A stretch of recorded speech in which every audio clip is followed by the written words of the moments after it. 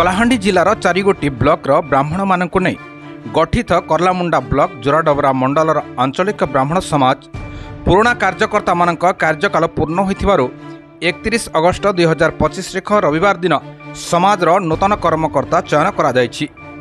एही बैठक में प्रथमे समाज गठनर उद्देश्य विषय एवं एहार सर्वांगीन विकास विषय रे विवरणी पठन 25 जनिया कार्यकर्ता सभ्य चयन तन्मध्यरु गोटे सभापति 3टी उपसभापति 2टी संपादक गोटे कोषाध्यक्ष 7 जन उपदेष्टा कमिटी एवं 11 जन सभ्य चयन करा जायथिला।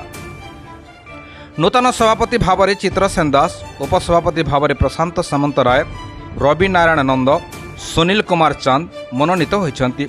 सेहिभली संपादक भाव में सुरेश चंद्र दास, जुग्म संपादक भाव में उमाशंकर मिश्र, कोषाध्यक्ष भाव में त्रिलोचन दास मनोनीत होइथिबा बेले परशुराम पाढ़ी, लक्ष्मण षडंगी, उद्धव पंडा, डोलामणि रथ, चूड़ामणि नायक, बसंत मिश्र, बद्री प्रसाद मिश्र प्रमुख उपदेष्टा कमिटी भाव में मनोनीत होइथिले।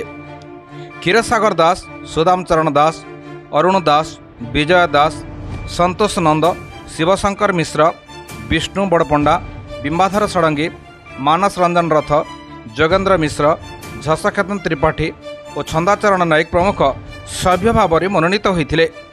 समाजर सर्वांगीन उन्नति दिगरे दृढ़ इच्छा शक्ति और मनोबल दे सर्वदा चेष्टित रहिबा पई नूतन कार्यकर्ता मंडली शपथ नेइथिले। एही बैठक में समाजर शताधिक ब्राह्मण माने जोगदे बैठक को साफल्यमंडित करथिले।